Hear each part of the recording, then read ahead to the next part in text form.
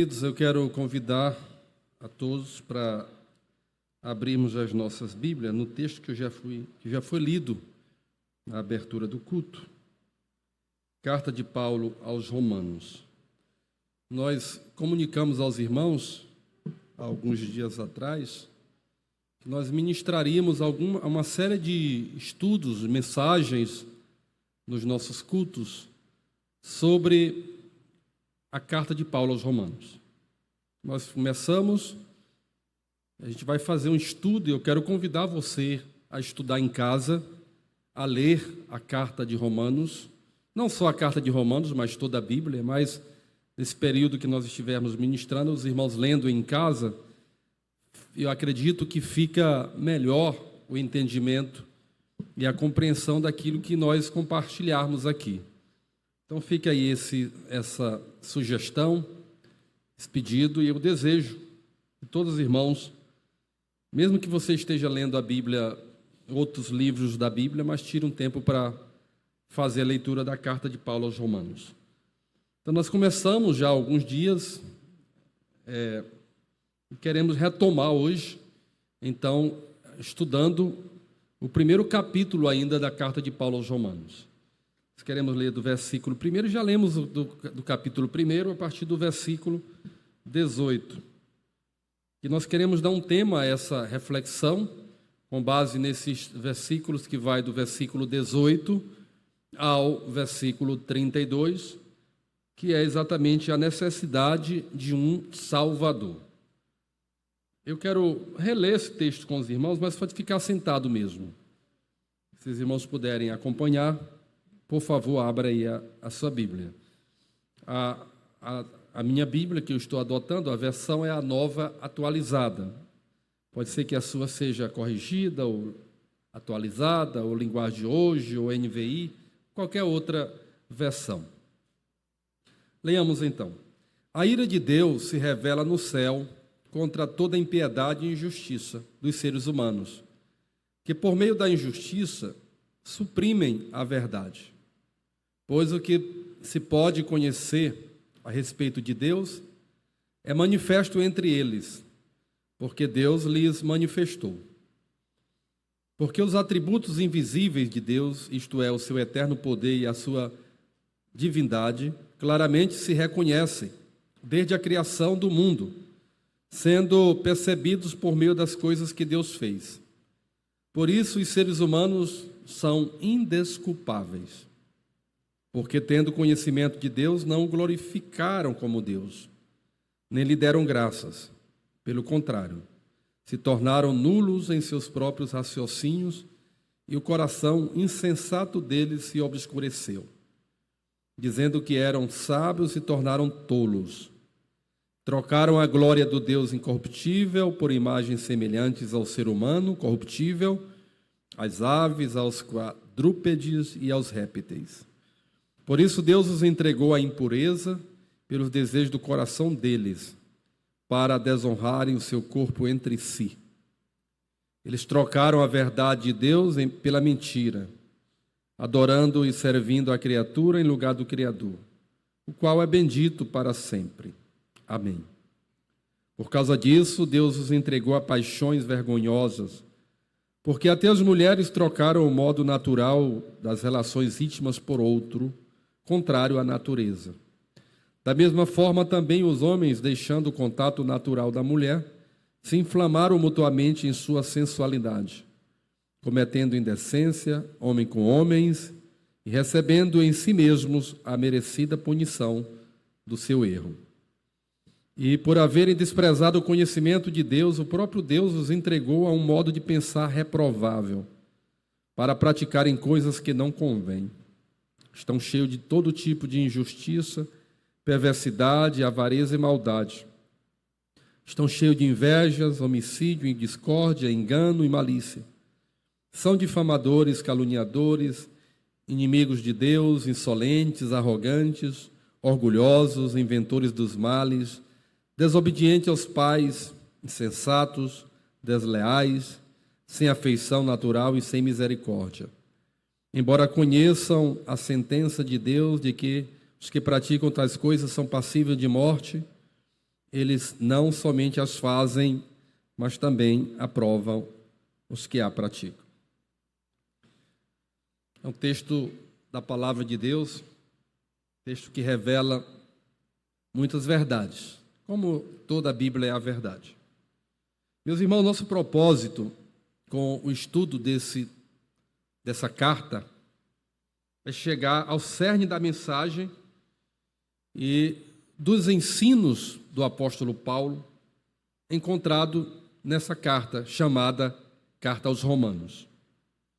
Por isso, e por uma questão de ordem didática, pedagógica, e com base em um dos autores que eu estudei quando fiz minha bacharel em teologia, o Lasley, quero destacar aqui alguns aspectos, alguns pontos que nós vamos estudar durante algumas mensagens, alguns cultos na carta aos Romanos. O primeiro destaque é a introdução, que nós já estudamos, que já ministramos a palavra de Deus aqui. Ainda, acho que no mês de março ainda. Nós queremos falar que essa introdução vai do primeiro capítulo, do primeiro versículo ao versículo 17. Paulo se apresenta e apresenta o ponto de vista da carta, a historicidade da carta, o contexto, e também o ponto de vista do seu relacionamento com Cristo. E ele explica o propósito da carta e resume a sua mensagem, a mensagem do Evangelho. Inclusive no versículo 16 do capítulo 1 está escrito: não me envergonho do Evangelho, porque é o poder de Deus para a salvação de todo aquele que crê. Então, aí está o resumo, a essência da mensagem que Paulo vai pregar na carta aos Romanos e nas demais cartas que ele escreveu. O segundo destaque trata sobre o problema da humanidade, o pecado. E é esse destaque que nós queremos começar a meditar nesta noite. Não dá para a gente concluir esse destaque hoje, porque ele compreende do primeiro capítulo que eu li, do versículo 18 ao versículo 32, e vai até o capítulo 3 e o versículo 20. Então ele compreende esses quase 3 capítulos, que é o problema da humanidade, o pecado. Então nós vamos falar hoje sobre o pecado numa relação de prática de um grupo que Paulo chama de os gentios. Depois, numa próxima oportunidade, vamos estudar o capítulo 2 e vamos ver o problema do pecado no outro grupo de pessoas que são os judeus. Hoje, nós vamos nos deter apenas nos gentios. Mas tanto judeus e gentios são igualmente injustos pelo apóstolo Paulo. Ele está falando aqui, a partir do versículo 18, do primeiro capítulo, até o capítulo 3, versículo 20, que tanto judeus como gentios, que são 2 grupos de pessoas, gentios é o grupo que nós nos encontrávamos, que nós pertencíamos. Hoje nós não somos mais gentios, nós somos a igreja de Cristo, povo redimido, comprado pelo sangue de Jesus. Mas Paulo vai então fazer essa abordagem. Ele diz inclusive que não há um justo sequer. Está lá no capítulo 3 e no versículo 10 de Romanos. Não há um justo, nenhum sequer. Consequentemente, todas as pessoas são culpáveis perante Deus, estando sob a condenação e precisando de um Salvador. A palavra de Deus diz que todos os homens pecaram, mas todos os homens conhecem a Deus. Nós vamos mostrar com base no texto sagrado, desses versículos que eu citei para os irmãos, capítulo 1, versículo 18 ao versículo 32, que todos os homens conhecem a Deus. Todos os homens. E a Bíblia deixa muito claro, e o apóstolo Paulo escreve que não há ninguém que pode apresentar a Deus uma desculpa, que pecou porque não tinha conhecimento de Deus. Isso é sério, né? Isso aqui é muito sério. E eu vou mostrar para os irmãos porque Deus, ele se revela a humanidade pelo menos de 4 maneiras. Se o homem não conhece a Deus pela pregação da palavra, que é aquilo que nós fazemos como crentes, como cristãos, como salvos, ele pode conhecer através de outras revelações, que eu vou citar mais na frente. Então, o terceiro ponto, o terceiro destaque, nós não vamos falar disso hoje, apenas para citar para os irmãos, para que vocês entendam essa sistemática, essa questão de ordem didática que eu quero trazer esse estudo para os irmãos, ou esses estudos, porque não é uma mensagem, serão várias mensagens. O pastor Wendel também poderá nos ajudar, outros pastores, outros pregadores aqui poderão também estar comentando um capítulo e etc. Mas nós queremos fazer o estudo de todo o livro de Romanos, de toda a carta de Romanos, que são 16 capítulos.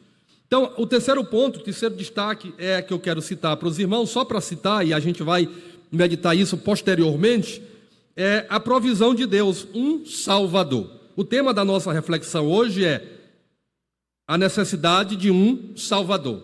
Essa é a temática, que está dentro do segundo destaque que eu quero falar para vocês, o que já estamos falando, que é o problema da humanidade, o pecado. Porque a humanidade tem um problema sério, que é o pecado, há então a necessidade de um Salvador, Jesus Cristo, o nosso Salvador. Então o terceiro ponto é a provisão de Deus, um Salvador, que está do capítulo 3, do versículo 21 em diante, até o capítulo 5, versículo 21. Então, observe que aqui nós estamos organizando a estrutura de cada temática da carta aos Romanos. Então, do capítulo 3, versículo 21, ao capítulo 5, versículo 21, ele vai falar, ele vai discorrer sobre a provisão de Deus, um Salvador. Embora todos sejamos culpados, Deus demonstra o seu amor por nós, enviando um Salvador. E Paulo escreve lá no capítulo 5, só para citar a todos vocês, no versículo 8: quando éramos ainda pecadores, Cristo morreu por nós. Cristo morreu por nós para quê? Para nos perdoar e nos salvar. E nos dar o direito de salvação. O quarto destaque, ou o quarto ponto da carta, fala sobre o processo de Deus moldar os crentes à imagem de seu Filho. Esse é um processo muito importante na vida da igreja. E são 3 capítulos reservados a essa abordagem, a essa temática.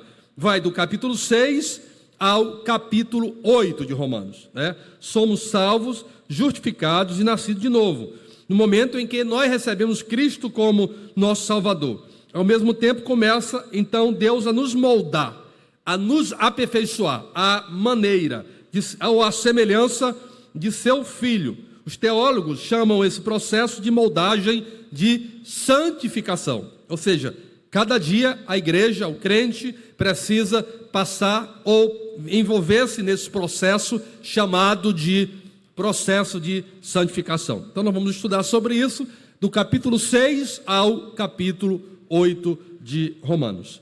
O quinto destaque é o plano de Deus, que é restaurar Israel. Alguém pode pegar um pouquinho de água, por favor? Restaurar Israel.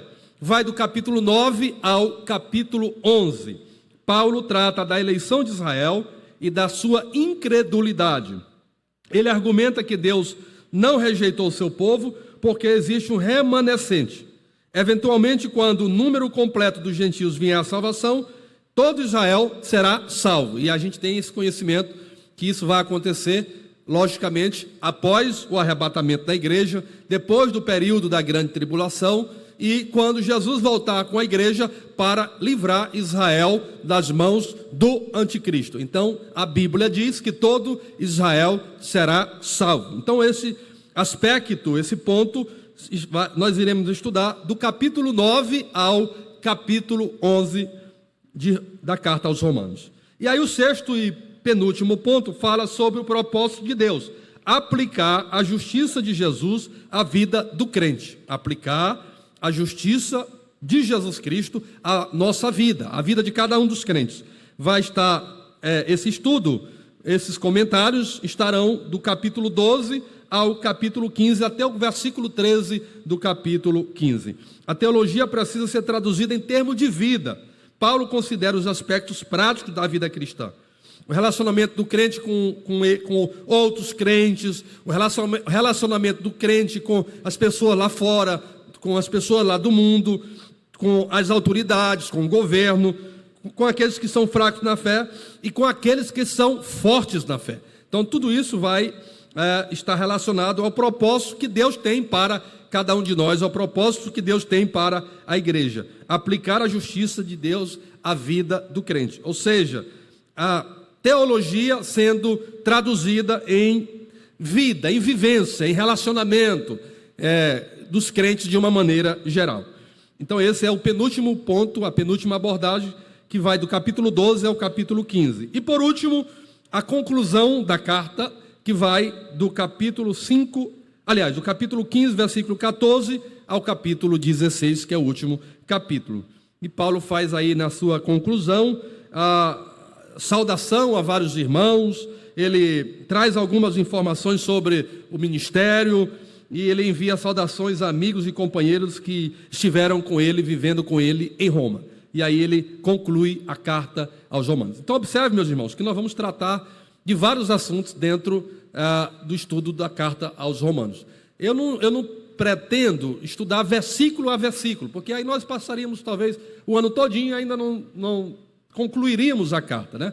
Mas a gente vamos pegar por tema, e eu achei interessante essa sugestão aqui. São temáticas que estão dentro e distribuídas dentro do livro em seus 16 capítulos. Então, o tema de hoje é a necessidade de um Salvador. Diga comigo, a necessidade de um Salvador. Vai do capítulo 1, eu estou dando um estudo, você tem que aprender, né? É um estudo bíblico. Inclusive, eu compartilhei esse estudo em PDF no grupo de WhatsApp. Quantos irmãos aqui da congregação, os que estão aqui, que é um número muito pequeno, e nós lamentamos demais, passei a tarde todinha, irmãos, todinha, preparando esse estudo, com amor, em oração, de 2 e pouco até 6 e pouco, preparando essa mensagem. Se tivesse uma só pessoa aqui, eu teria alegria em fazer isso, como eu tenho com todos vocês que estão aqui. Mas não éramos para ter só esse número aqui. Não era. Eu sei que alguns irmãos justificam, estão viajando, outros trabalhando, mas eu sei que tem muitos que estão em casa nesse momento, que poderiam estar aqui. É lamentável isso. Isso, por um lado, nos entristece, mas nós estamos aqui e você veio e vai receber a mensagem de Deus ao seu coração. Mas é preciso valorizar a casa do Senhor, valorizar os nossos trabalhos, os nossos cultos, faltar quando for necessário, irmão. No passado, os irmãos saíam caminhando na lama, enfrentando dificuldades para se congregar. Não tinha um templo confortável como nós temos, bancos acolchoados, ar-condicionado, não tinha nada disso. E os irmãos se congregavam com tanto amor, com tanta intensidade. E hoje parece que está tendo um comodismo terrível. Terrível. A igreja só se reúne mais no final de semana, no domingo. Quando eu digo a igreja de uma maneira mais geral. Isso não é bom. Nós precisamos mudar. Precisamos melhorar. Então vamos lá. A necessidade de um Salvador. Já citei o texto, já reli o texto. Lasley afirma que se o Evangelho é uma mensagem tão positiva, por que então falar sobre o pecado que é tão negativo? Enquanto o Evangelho e a sua mensagem ela é positiva, a mensagem do Evangelho, e o Evangelho é positivo, o pecado ele é negativo. Então esse teólogo, escritor, ele traz essa afirmação. E ele diz que esta ideia tornou-se tão popular, alguns anos atrás, de falar sobre o pecado, de comentar sobre o pecado, porque a necessidade de apresentar um Salvador existe porque há o pecado. Então ele diz que isso se tornou tão popular que o doutor Carley Menninger, eu não sei se essa é a pronúncia, é um psiquiatra americano, escreveu um livro intitulado O que aconteceu com o pecado. É o título do livro. Até vou ter curiosidade em conhecer esse livro. O que, não sei se há em alguma versão na língua portuguesa, em O que aconteceu com o pecado. Porque este psiquiatra, diz o Lasley, atualmente altamente respeitado, cofundador da mundialmente famosa clínica Menninger, escreveria sobre o pecado. Esse psiquiatra, ele escreveu sobre o pecado. Ele diz que um evangelista ou um pastor poderia fazê-lo, mas por que um psiquiatra? E aí o autor diz o seguinte: ao aconselhar e trabalhar com milhares de pacientes, o Dr. Menninger convenceu-se de que o pecado destrói. Isso é um psiquiatra, isso não é uma visão bíblica. É uma visão de um profissional da área médica. Um psiquiatra que estuda, pesquisa, que ajuda as pessoas com ansiedade, com depressão. Ele diz em seus aconselhamentos, em suas orientações profissional, que o pecado destrói. Ele diz o seguinte: considere, por exemplo, o ódio. A consequência do ódio é a autodestruição. A pessoa que vive com o coração cheio de ódio, ele se autodestrói. Ele é impedido de amar, de perdoar, de ver as coisas boas, porque ele é contaminado pelo ódio. Então esse psiquiatra, Karl Menninger, ele diz que o pecado, como consequência de atividades que o ser humano desenvolve, como o ódio e outras coisas mais, leva o ser humano à autodestruição. E aí, nesse sentido, ele se relaciona com o que está na Bíblia. A Bíblia diz, e o próprio Paulo escreveu, o salário do pecado é o que, meus irmãos? A morte. O salário do pecado é a morte. Sendo assim, meus queridos, entendemos que as pessoas tentam se livrar do pecado, negando o pecado. Muitas pessoas negam o pecado, isso é besteira. Negando o pecado, redefinindo suas consequências ou colocando a culpa dele nos outros.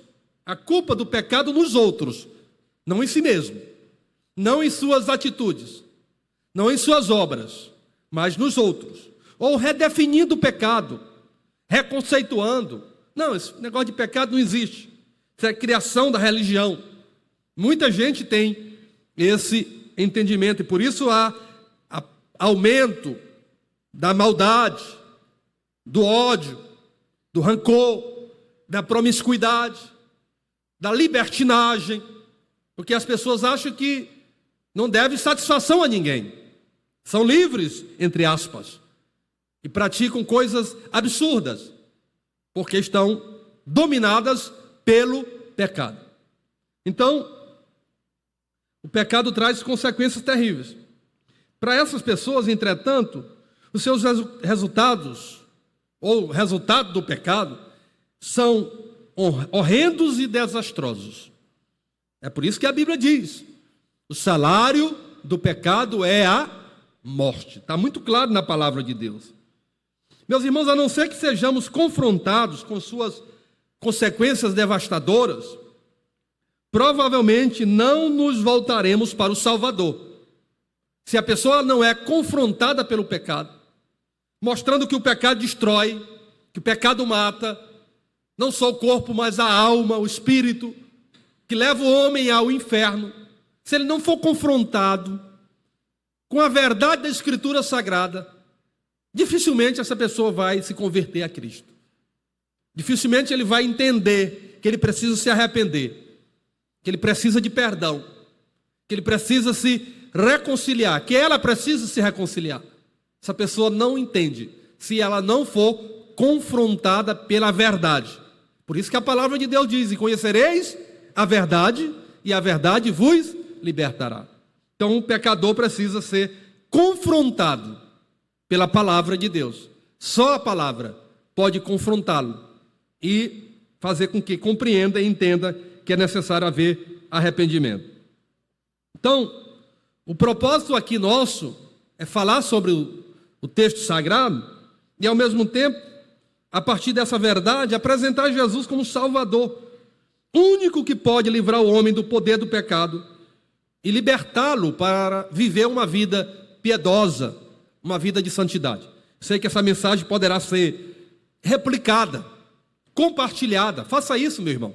Compartilhe com um amigo, inclusive com um amigo que não é crente, porque essa doutrina tanto edifica os crentes, como pode edificar aqueles que não são crentes, para que compreendam o desastre que o pecado pode trazer para a sua vida, e isso pode, de alguma maneira, influenciar essa pessoa a se arrepender e a encontrar o caminho que pode mudar a sua vida para sempre, que é Jesus Cristo.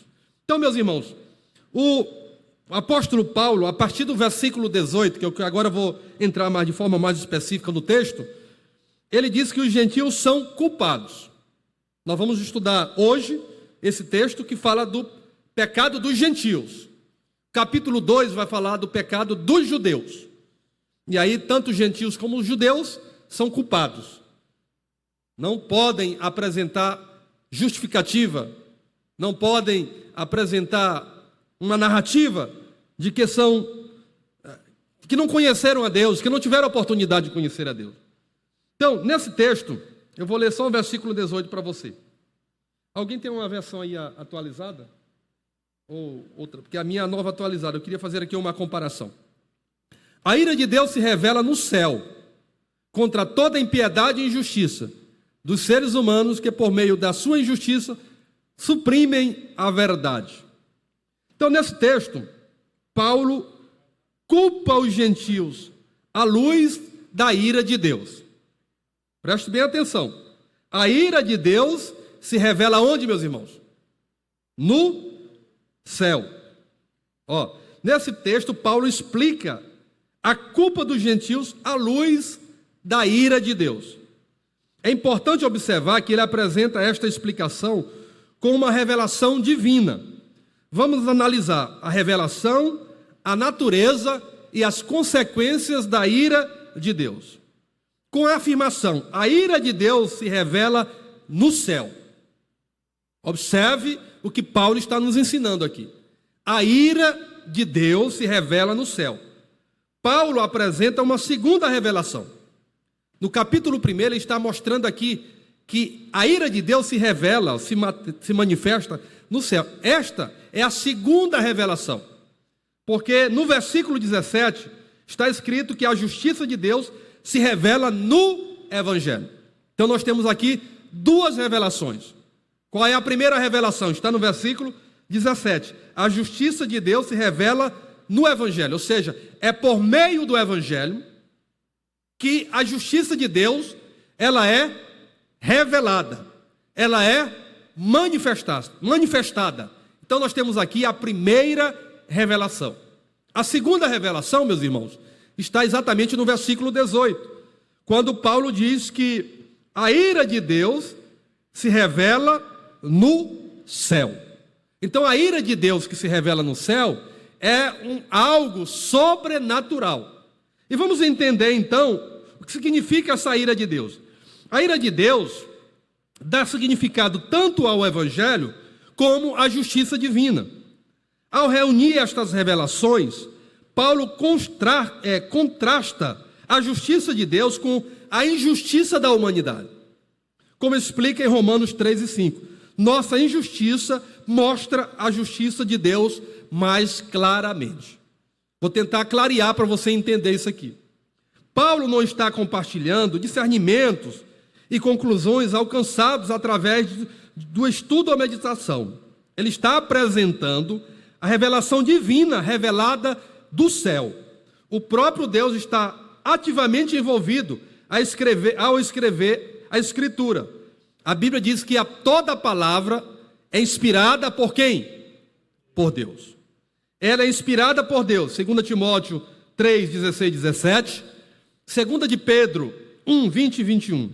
E, portanto, ela é autoritária. A palavra de Deus tem autoridade, porque ela não foi revelada por homem.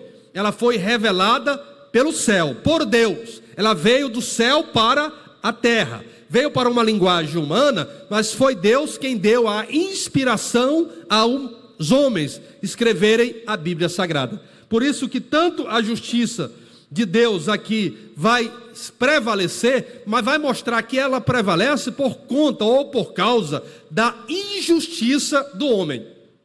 O homem é injusto, o homem é pecador. É por isso que há a reconciliação, é por isso que há a justificação, é por isso que há a misericórdia de Deus. E essa ira de Deus, nós vamos entender aqui, que ela existe porque Deus ama o pecador. Deus compreende que necessita mostrar ao pecador que se ele não se arrepender, que ele não voltar atrás, que se ele não pedir misericórdia, ele pode pagar um alto preço. E por isso que Deus usa o apóstolo Paulo para nos advertir e advertir a toda a humanidade. A ira de Deus se revela no céu. Como diz aqui o versículo 18.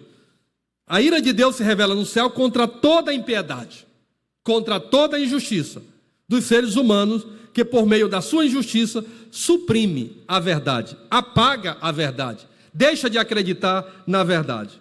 Paulo então nos ensina essa verdade. Deus revelou-se à humanidade de 4 maneiras. Primeiramente, eu estou dizendo aos irmãos que a primeira revelação que nós temos no capítulo 1 é a revelação do Evangelho, ou da justiça de Deus pelo Evangelho, porque o Evangelho significa boas novas. O Evangelho traz a salvação ao homem. O Evangelho traz a libertação ao homem. Traz a cura interior. Mostra o Deus misericordioso, o Deus de justiça, que transforma, que cura e que liberta. Então essa é a revelação. E essa revelação aconteceu por meio de quê? Da palavra de Deus. E a ira de Deus se manifestou no céu, ou seja, por meio dele, do Deus Todo-Poderoso. Ele inspirou homens de Deus aqui na terra para revelar o seu propósito e a sua vontade a toda a humanidade. Deus é misericórdia, Deus é compaixão.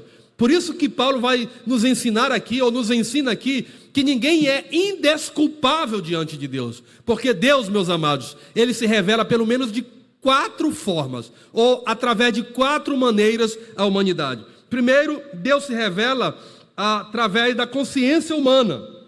Diga comigo, Deus se revela através da consciência humana. Todo ser humano, meus irmãos, todo homem, toda mulher, todo ser humano, no fundo, ele tem um vazio dentro de si. E que esse vazio que há dentro do homem, só Deus pode preencher. Por que isso? Porque o homem tem a essência de Deus. Deus o criou. Deus o formou. Por mais que o pecado tenha manchado essa criação. Por mais que o pecado tenha degenerado o ser humano. Mas lá no fundo ele tem uma necessidade de Deus. Por mais que existam homens que cheguem a afirmar que não há Deus. Mas na hora da morte, ele vai se lembrar que há um Criador. Há um vazio dentro dele, que precisa ser preenchido. E é isso que nós chamamos de consciência humana. Na consciência humana, há um sentimento inato de diferença entre o certo e o errado. Deus coloca essa consciência dentro de cada pessoa. São decisões, são escolhas que o ser humano faz, que pode levar à construção, à verdade, ao céu de glória, ou pode levar à destruição, ao inferno, ao sofrimento. Mas todo ser humano, ele tem um senso dentro dele, uma consciência dentro dele, que pode lhe mostrar o que é certo e o que é errado. Então, Deus se revela através da consciência humana. Romanos 2, 14 e 15. Vamos estudar depois o capítulo 2, mas vamos ler aqui. Romanos 2, 14 e 15. Abra aí, por favor, a sua Bíblia, para você acompanhar. Alguém poderia ler para mim, pastor Wendel? Leia aí, 2, 14 e 15.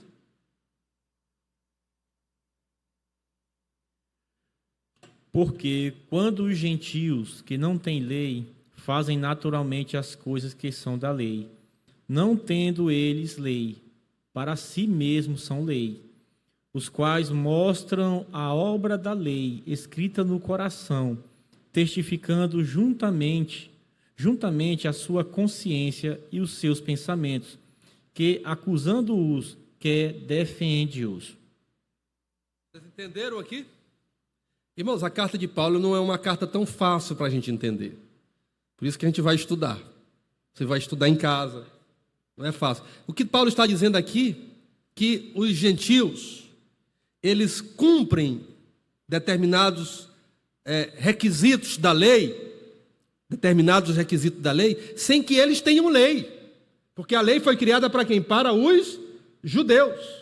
Sem que eles tenham lei. Mas eles cumprem determinados requisitos da lei, porque há uma consciência dentro dele. Do que é certo e do que é errado.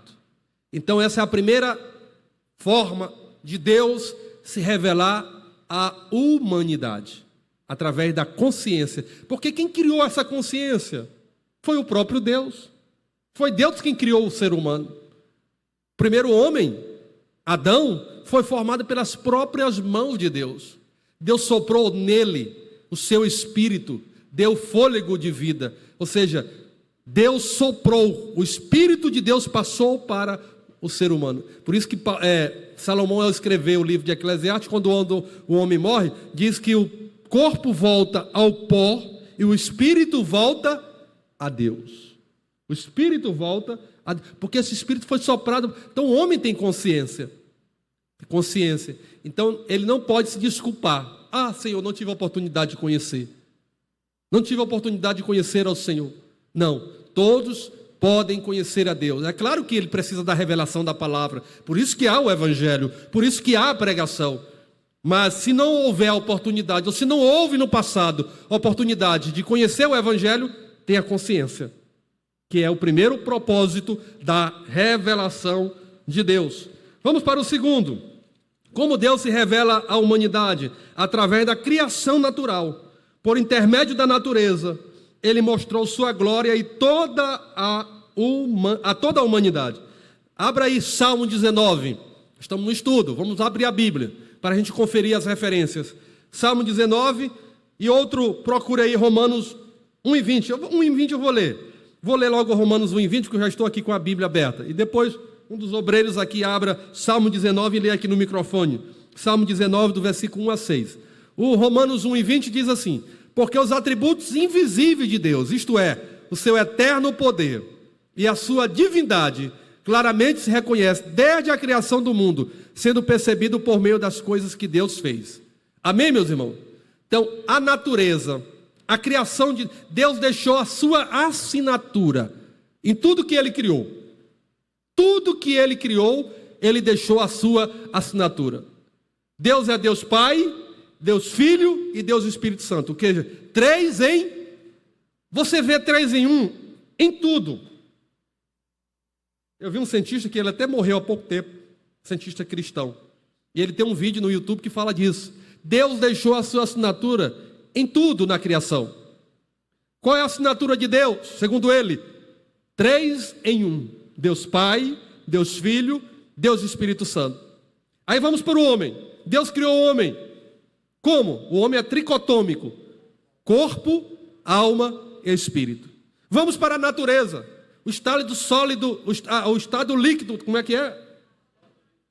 O estado da natureza: sólido, líquido e gasoso. Os estados da natureza: sólido, líquido, gasoso. 3 em 1.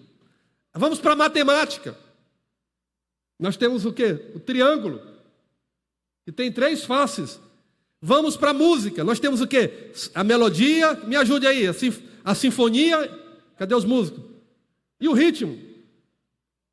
Nós vamos para os elementos da célula, a molécula. Tem prótons, nêutrons e átomos. E por aí vai. Então, o 3 em 1 está em tudo que Deus criou. Bendito seja o nome do Senhor. Então, Deus deixando a sua assinatura na natureza, na criação. Na natureza e na criação. Quem encontrou o Salmo 19? Lê aí, João. Eu vou ler aqui na revista Almeida Corrigida, dada pelo meu pastor Valvert. Amém. 19, de 1 a 5, né, pastor? De 1 a 6. Os céus manifestam a glória de Deus e o firmamento anuncia a obra das suas mãos. Um dia faz declaração a outro dia, e uma noite mostra sabedoria a outra noite. Sem linguagem, sem fala, ouve-se as suas vozes, em toda a extensão da terra, e as suas palavras, até o fim do mundo. Nele pôs uma tenda para o sol, que é qual noivo que sai do seu tálamo e se alegra como um herói a correr o seu caminho. Versículo 6. A sua saída é desde uma extremidade dos céus e o seu curso até a outra extremidade deles, e nada se furta ao seu calor. Olha aí, irmãos. Esse texto deixa muito claro aqui que Deus ele se revela na sua criação. Então o homem não pode se justificar diante de Deus. Eu digo aqui o homem pecador, o ímpio. Ele não pode se justificar diante de Deus que não teve a oportunidade de conhecer a Deus. Porque a Bíblia diz que os céus manifestam a glória de Deus. E o firmamento, o universo, os planetas, as galáxias, o universo de uma maneira geral, anunciam o firmamento das suas obras. Ou seja, anuncia a obra das suas mãos. Então aqui deixa muito claro o salmista que Deus se revela pela sua criação. A outra forma de Deus se revelar é através da palavra, através da Bíblia. Essa forma nós conhecemos muito bem, né? 2 Timóteo 3:15. Abra aí 2 Timóteo 3:15. Tem outras referências, mas como por questão de tempo, a gente não vai ler todas as referências. Mas esse estudo está no grupo de WhatsApp. Eu fiz uma pergunta na agorinha. Quem aqui está no grupo de WhatsApp da congregação? Quem está no grupo? Os irmãos que não estão, querem entrar no grupo? Quem quer entrar no grupo de WhatsApp da igreja? Cadê? Os que não estão, só você que não está?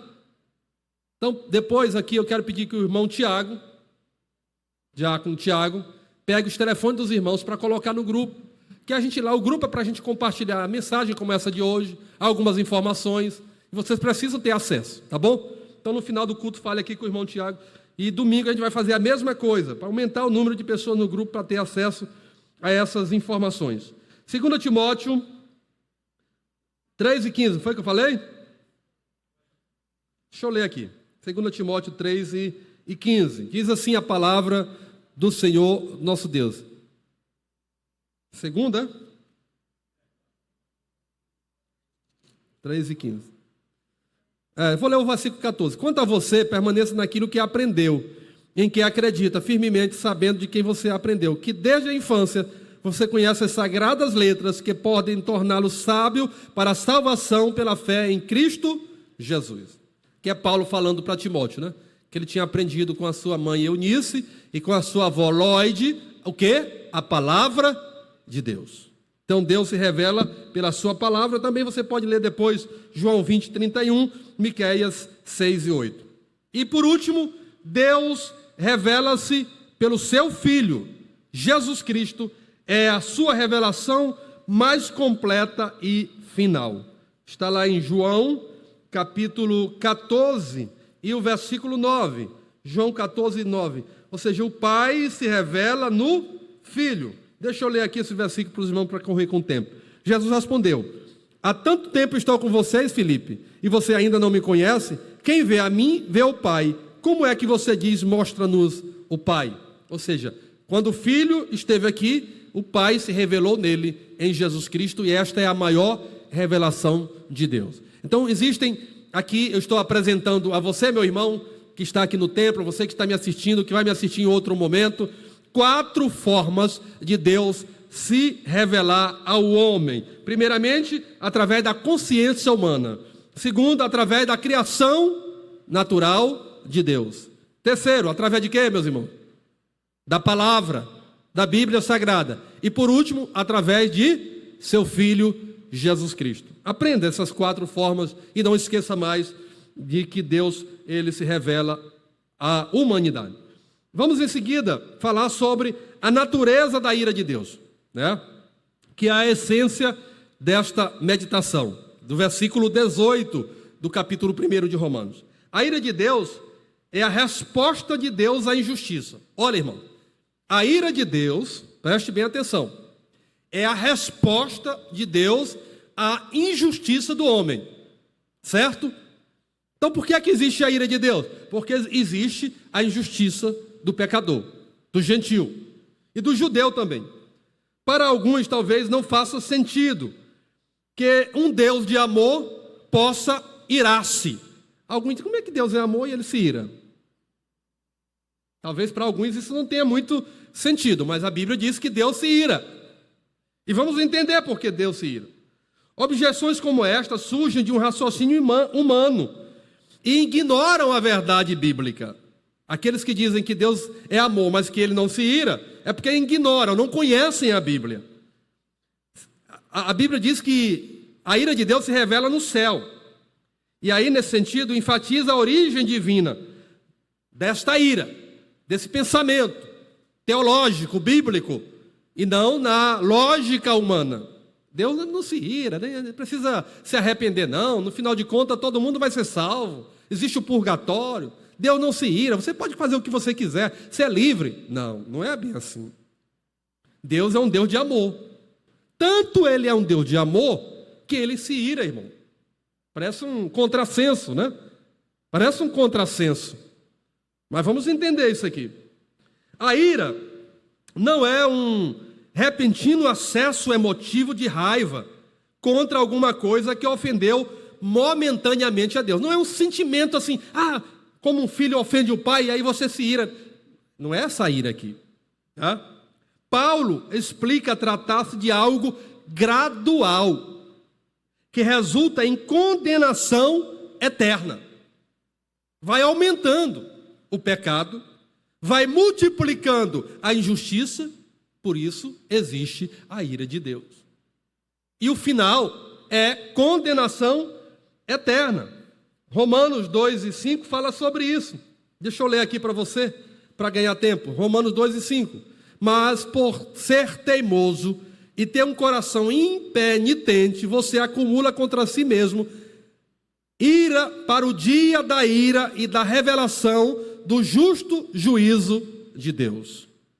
Isso aqui é algo gradual que o homem vai cometendo dia após dia, né? Segundo a tua dureza e coração impenitente, aqui é outra versão, acumula contra ti mesmo ira para o dia da ira e da revelação do juízo de Deus. Deus demonstra uma posição extraordinária aos injustos, porque deseja que ninguém pereça. Olha aqui, irmãos, Deus se ira pelo amor. É porque o desejo dele é que todos os homens cheguem ao pleno conhecimento da verdade. O desejo de Deus, ele ama tanto as suas criaturas, que ele quer que todos conheçam a verdade. Vamos aí, Efésios 2, 3 e 5, abra aí. E 2 Pedro 3 e 9. Vamos aí, ler rapidinho, meus obreiros aqui me ajudando. Quem encontrar pode vir aqui no microfone. Efésios 2, 3 a 5. E outro lê 2 de Pedro 3 e 9.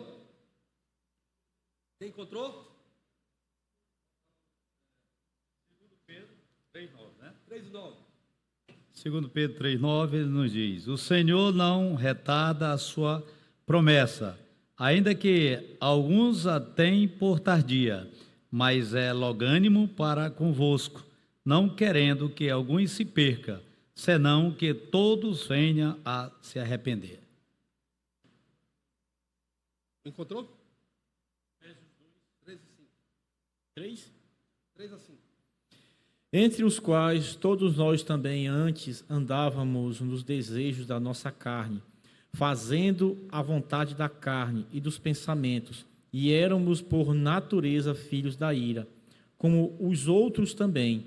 Mas Deus, que é riquíssimo em misericórdia, pelo seu muito amor com que nos amou, estando nós ainda mortos em nossas ofensas, nos vivificou juntamente com Cristo, pela graça sois salvos. Vocês entenderam aqui, irmãos? Porque aqui existe a ira de Deus pela misericórdia dele. revelada na sua palavra. O desejo dele é que você se arrependa, que o homem se arrependa, que alcance a salvação. A ira de Deus é, na verdade, me consegue outro microfone para deixar aqui para os obreiros me ajudar na leitura. A ira de Deus, na verdade, é uma expressão do seu amor. Ela não é sem motivo e nem é injusta, como alguns podem pensar. Mas como é que Deus é amor e ele se ira? A ira de Deus não é injusta e não é sem motivo. Tá bom, meus irmãos? Se ele não ficasse irado com o pecado, não seria santo. Se Deus não se irasse contra o pecado, ele não seria santo nem justo. Por sua natureza justa, ele resiste ao pecado e se opõe a todo o mal.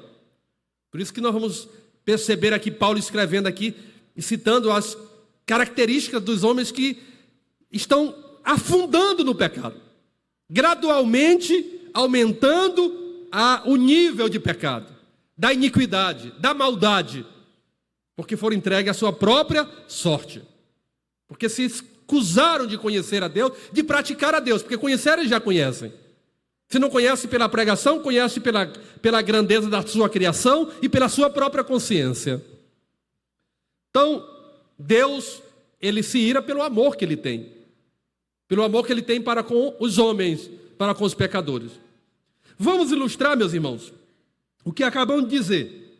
Suponha que você tem um filho pequeno. Uma irmã ali tem um filhinho pequeno aqui, só para ilustrar.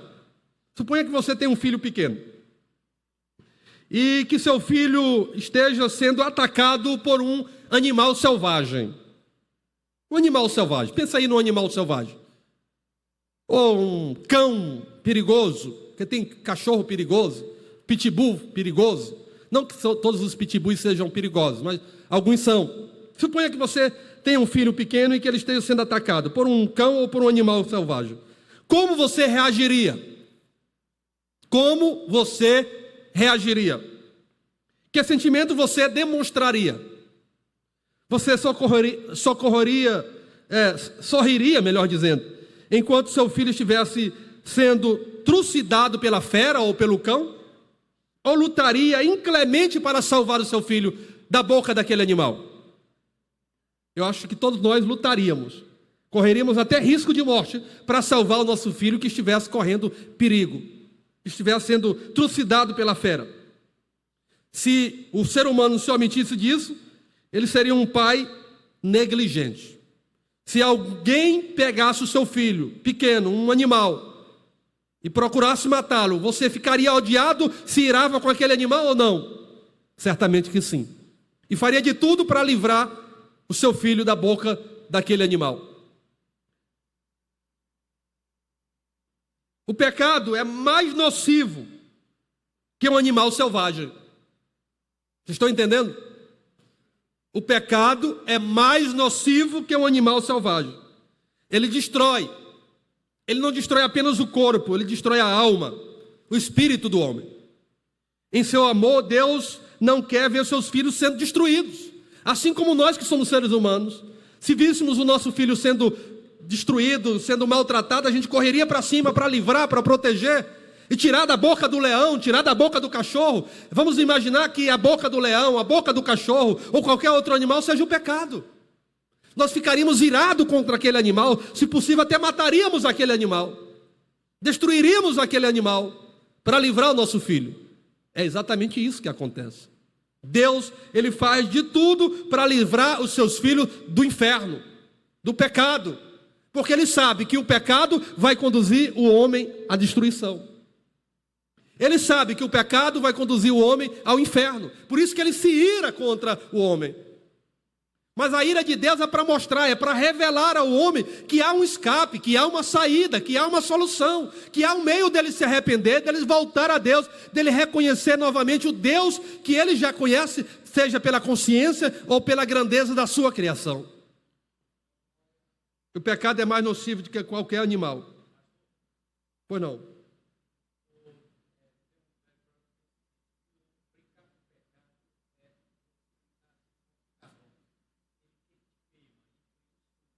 Muito bom.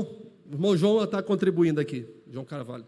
Brincar com o pecado é como se brincar com o carvão. O carvão quente queima e frio ele suja. Boa ilustração, boa comparação. Então nós não podemos brincar com o pecado, né? Deus não quer ver seus filhos destruídos. Sua bondade faz com que se oponha ao pecado e à impiedade, porque Ele é santo. Ele manifesta sua ira, não a partir de uma paixão pecaminosa, mas por causa do seu caráter.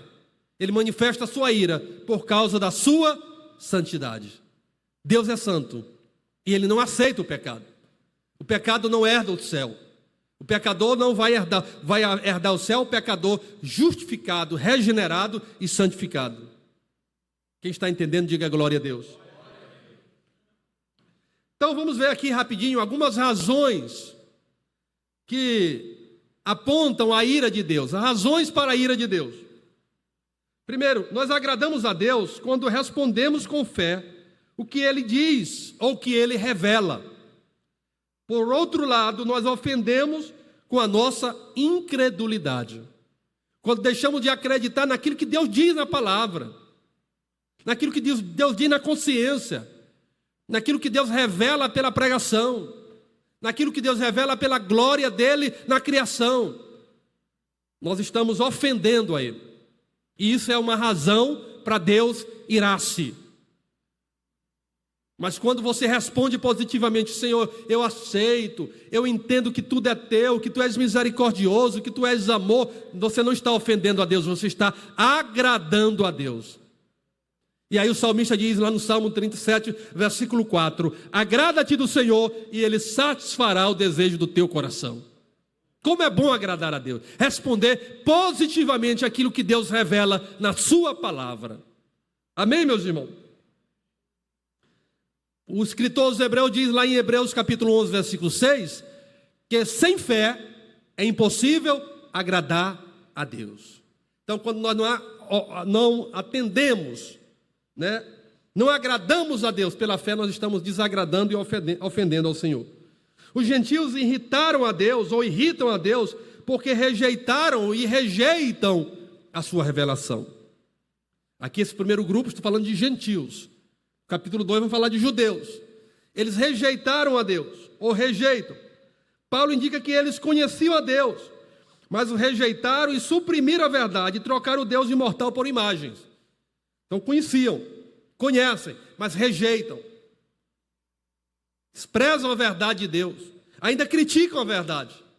Esses cairão nas mãos do Deus irado. E dura coisa é cair nas mãos do Deus irado. Que nós sejamos alcançados pela sua misericórdia. Amém, meus irmãos? Não é que estou espantando, amedrontando vocês. Falando a palavra. O versículo 21, aqui do primeiro capítulo, afirma que eles conheciam a Deus. Isso certamente através da criação de suas consciências. Deus criou todas as pessoas com a sua consciência interior, para que possam instintivamente conhecê-lo, suas qualidades invisíveis, seu eterno poder e sua natureza divina, conforme está no versículo 20, sua glória no versículo 23, sua verdade no versículo 25, seu justo decreto no versículo 32. Deus se revela, sua glória, seu decreto, sua justiça. Assim Paulo declara que eles estão sem desculpas, porque eles conheciam a Deus, mas trocaram a verdade de Deus por uma mentira. Trocaram a verdade de Deus por uma mentira. Em João 8,44, quem é o pai da mentira? Satanás. Estão vivendo na mentira, submergidos na mentira. E aí, para encerrar, quais são as consequências da ira de Deus? Embora Deus tenha feito a humanidade livre para recusá-lo, o homem é livre, aceita ou rejeita, acredita ou não acredita, confia ou deixa de confiar, recebe ou rejeita, ele é livre. Deus deu ao homem, ou dotou o homem de livre arbítrio, direito de escolha é do homem. Deus fez o homem livre, mas ele não está livre das consequências dessa recusa. Entendeu, meu irmão? O homem é livre para fazer as suas escolhas, mas se ele, em sua escolha, recusar a Deus, esse homem, qualquer que seja essa pessoa, não estará livre da recusa de Deus. Isso é sério. Ele é livre, mas vamos fazer a escolha certa, estar com Deus, que é um Deus de amor, de misericórdia, de compaixão, que nos salvou, enviando o seu Filho Jesus para nos salvar. Paulo usa 3 vezes, meus irmãos, a expressão Deus os entregou, 3 vezes aqui no texto, para marcar a influência decadente do pecado. Primeiro, Deus os entregou aos desejos pecaminosos de seus corações, versículo 24. Você fechou a Bíblia, né? Era para estar com a Bíblia aberta. Deus os entregou aos desejos pecaminosos de seus corações. Segundo, Deus os entregou às paixões infames. Versículo 26. É por isso que tem homem com homem, mulher com mulher, paixões infames. Deus os entregou, porque eles não quiseram Deus. Eles trocaram a verdade de Deus pela mentira, o Criador pela criatura. Deus os entregou. Deus soltou a corda. Pode fazer.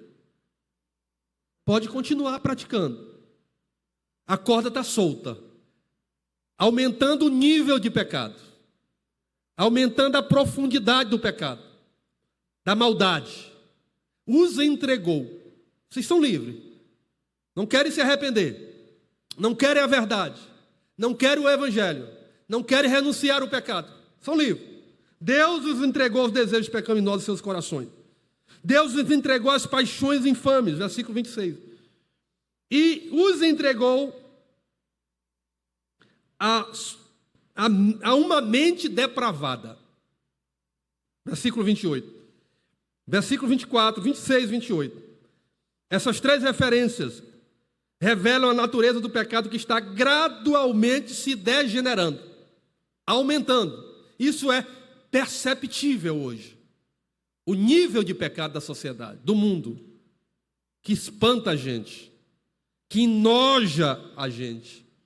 Nós que somos cristãos, que tememos a Deus, que amamos a sua palavra. Não é que nós queremos ser mais do que ninguém, mas isso nos enoja, porque nós conhecemos pela graça e a bondade de Deus, temos a mente de Cristo, não aceitamos isso. O homem com homem, mulher com mulher, coisas terríveis. É terrível, meus irmãos, quando Deus abandona uma pessoa ímpia aos seus próprios caminhos e deixa o pecado correr seu curso. Está abandonado, seguindo o seu próprio curso do pecado, da maldade. Esse é o pior julgamento, porque Deus pode dar às pessoas, o pior julgamento que Deus pode dar às pessoas que são pecadoras. Levantar a mão restringente e permitir que façam o que lhe aprouver. Faça o que vocês quiserem. Vocês são livres. A corda está solta. Mas um dia eu vou puxar a corda. A justiça vai chegar. Ninguém ficará impune. Nenhum ser humano ficará impune. Todos prestarão conta e todos comparecerão ao juízo de Deus, ao tribunal de Deus. E o salário do pecado é a morte. Deus manifesta sua ira, pagando aos pecadores o que eles merecem. É o que Paulo está dizendo aqui.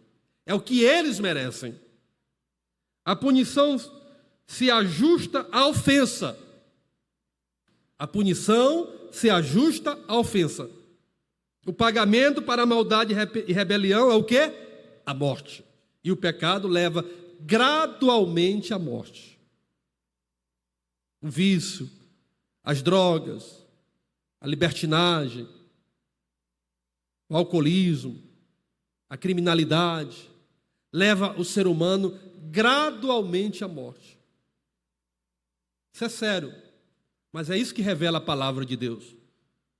Quem escolhe abandonar a Deus para seguir seu próprio caminho, se lança ladeira abaixo no caminho da destruição. Que Deus tenha misericórdia, porque tudo isso que é revelado na palavra da ira de Deus, que se revelou no céu, a origem é divina, não é um pensamento humano filosófico, é divina, e revela-se na Bíblia, na palavra e nas outras formas dele revelar-se ao homem, é porque Deus é misericórdia, Deus é amor. Mas quando o homem rejeita, quando o homem não aceita, cumpre-se o que está lá em Hebreus 2 e 3. Como escaparemos nós se negarmos tão grande salvação? Se negligenciarmos tão grande salvação, não há como escapar da justiça e da ira de Deus. Então, meus irmãos, que Deus nos abençoe.